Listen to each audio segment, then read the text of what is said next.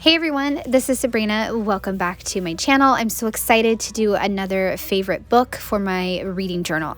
This is going to be The Girl Who Drank the Moon. And at first I was like, do I want to share a children's book? I don't know if I have for any of my reading favorites. Maybe I have.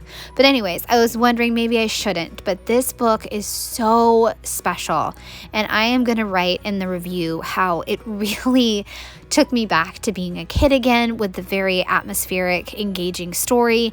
And it just reminded me of why I love books. This book was just so captivating and so good. So good. And my daughter actually recommended it to me, and it worked out for a challenge too, the Bloom Challenge, for reading a Newbery award-winning book. So The Girl Who Drank the Moon obviously has to do with the moon. It's a huge aspect of the book. So I found an image online of the moon at night, and I love the image I found. It looks awesome. I also found a dragon, since one of the side characters, an important side character, is a tiny dragon. I think the actual name is Tiny Ferocious Dragon, I think. So I found a dragon, and then there's also paper cranes that are in the book as well. So I put a little cluster of them down in the bottom right, and then just two up at the top. And what I'm starting to do with this design is lay everything out. I want to see where I want to put everything. I know that I'm going to use a bunch of like magic stamps and also stars. And I think I'm just going to stick to the borders with my stars because I'm going to have a lot of things to say about this book and also lots of quotes. There's so many good quotes in this book. So I'm definitely just going to stick to the border. So the first stamp that I stamp is There's Something in the Air.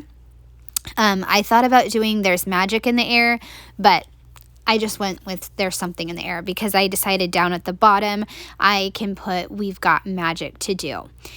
And in the other corner, I'm going to put Trust Your Intuition, but I thought first it would be really cool to do the moon cycle. And I had one that was kind of in the spine of the book, but I just used my finger to kind of stamp it. And for the most part, it looks all right. And then I just kept stamping until I got the full, whole moon cycle. Which matches perfectly with this book because it has to do with a girl named Luna who drank the moonlight. And I will explain that in a second when I do my review. So I am stamping a ton of different stars. I mainly use stars from a December Daily stamp set. Again, using my scrapbook supplies in a totally different reason. Not for December and not for scrapbooking, but for my reading journal. So I'm stamping in a cobalt color and also gray and then some black. And later on, I will come back in with like a sparkly ink since there is a little bit of what looks like sparkle on the book cover. So I will come back later on to do that portion. The Look Within stamp phrase that I had stamped, I cut it out and just adhered it on top of the moon sticker. So my thoughts. Again, this is such a special book and it really made me feel, like I said, like a kid again. I just was so atmospheric. Like you felt like you were there in Zan's swamp house, the forest, everything. It was just magical. And the town, okay, so the book is about the town of Proctorate leaves a baby at the edge of the forest for the witch to keep her happy. Yet that's not really how things are. Zan is actually the kindest and so gentle, and she actually takes these babies to another town, and on the journey she gives them some sunlight to keep them, satiated. And then this year, a baby named Luna drinks moonlight too much.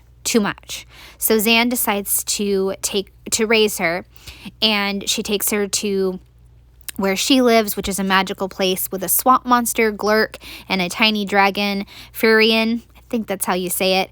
And, she makes that tough choice to have to lock up Luna's magic because it becomes totally out of control and just too much. And it'll come out when she is 13. And as she gets closer to 13, she can feel that there's something amiss and That's when she kind of discovers her magic and unlocks it, and she'll have to go on a journey to save Zan and the town of Proctorate. And I also said it's a special book with lots of different layers. There's even a side story about a man who is trying to understand what's going on with the town of Proctorate, and he has to make the right decision. And I said it's just an epic book with themes of strength, friendship, trusting yourself, and doing the right thing. It's just magical. Okay, quotes. The first one is from Zan, and it's, "My love isn't divided, it's multiplied." So good. The next one is, "How many feelings can one heart hold?" Infinite, Luna thought. The way the universe is infinite. It is light and dark and endless motion. It is space and time. And she knew there is no limit to what the heart can carry. Oh, such a good one.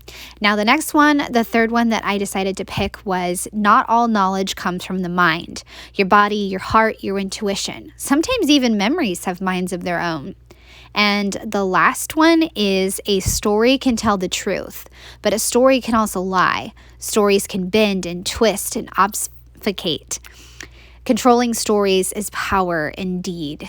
Oh my goodness, so many great quotes in this book, and it's just, like I said, a very layered book with, the side stories and also the main story of Luna and discovering her magic.